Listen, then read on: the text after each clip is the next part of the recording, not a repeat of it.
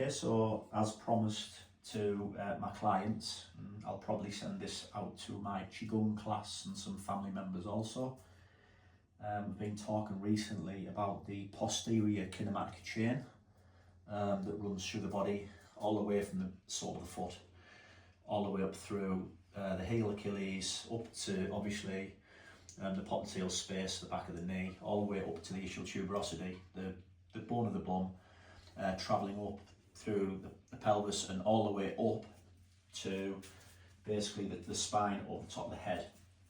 Okay, so I found a lot with people in clinic, a deep connection between the tension in the calves, how much patterns occurring in the calves, alongside issues in the thoracic, so the rib cage, different shapes, different pulls, different people, everybody's different.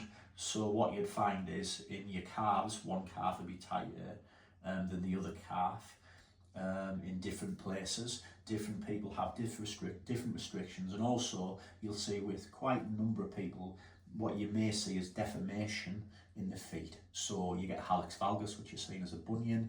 You can get plantar fasciitis. You can get changes in actually the toes where it becomes what's called hammer toe. All these things are a result of overall compression in the system when we lose movement and space inside the body. Now then, this is a slant board which I've been talking to most of my clients about now. Now that's set at a steep level because of my own personal flexibility. However, it isn't about stretching to the deepest possible place. It isn't about trying to create the maximum stretch. Otherwise, you're more prone to injure yourself, you're more prone to cause yourself problems, including, and my clients will understand this, within your pattern. If you upset your adaptations, you could hurt your back, you could bring other problems on, and it's not worth it. So what we're looking at is to feel inside the body about what's happening. So the reason I have the slant board up against something such as this height, so it could be in the kitchen and a worktop, which we've got one in the kitchen also for my wife Debbie to use, and I will be using it in the kitchen as well. So basically I put my hands onto the level surface.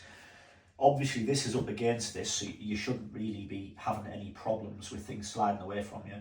So carefully placing my right foot in, and what you'll see is I'll be soft in the knee when I pull myself in, so that when I stand up there's going to be less pull going down my calf. Then I bring the left foot in. Now again, remember this is the right height for myself.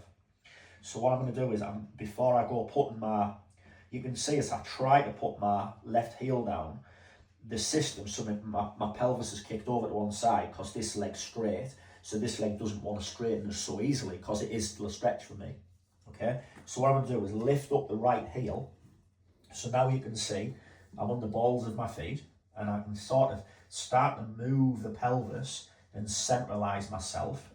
So I'm centralizing the pelvis, pretty much upright. Doesn't have to be perfect, perpendicular. It depends on your balance and your shape. So what we're going to do is gently start to sink the heels, and I'm listening.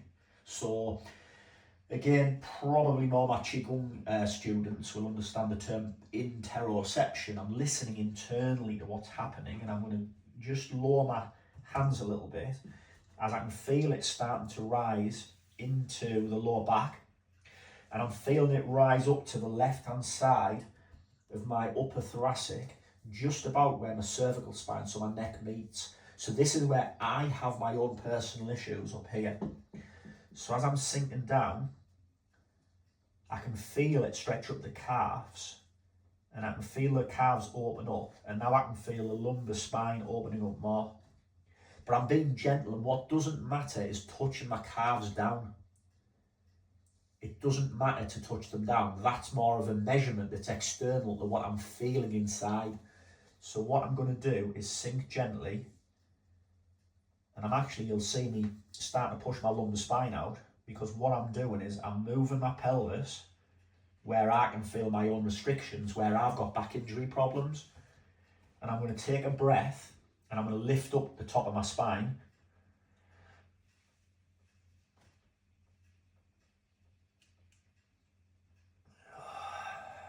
and you won't have heard that, but there was a little release from a facet joint in the upper back. So that's the connection. It climbs all the way through the body. Now all I'm going to do is gently step off. Now then, if we were to consider a person that was less flexible, less movement, we can adjust it down all the way on this one's quite a low board to this.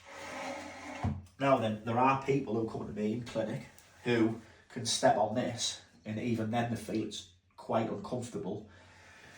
But what I've seen is people tend to just step on it like that, and they go, oh, that's really uncomfortable.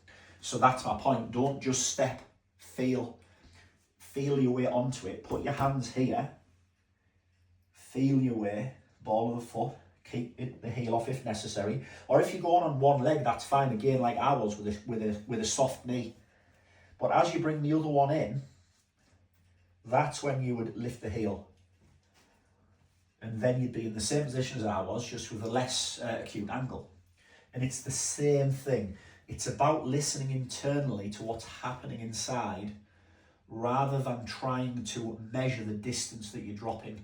In the West, we do a lot of measurement, bigger, faster, stronger, further type attitude.